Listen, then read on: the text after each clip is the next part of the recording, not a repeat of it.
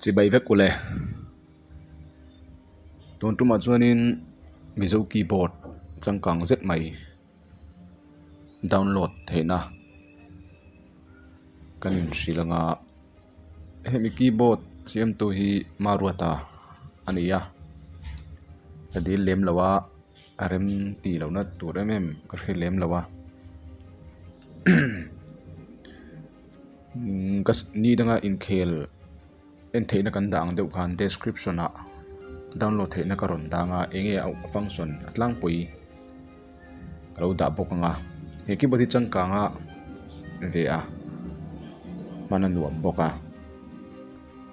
lo mang venga in description a link ka dai ka click thei lo ti in lo om le mai theya chuwang chuanin pin post a karon pin bokanga description a min click thei lo chuan karon pin na kha a khanin lu tanga pin post a mi click thei me mang oh me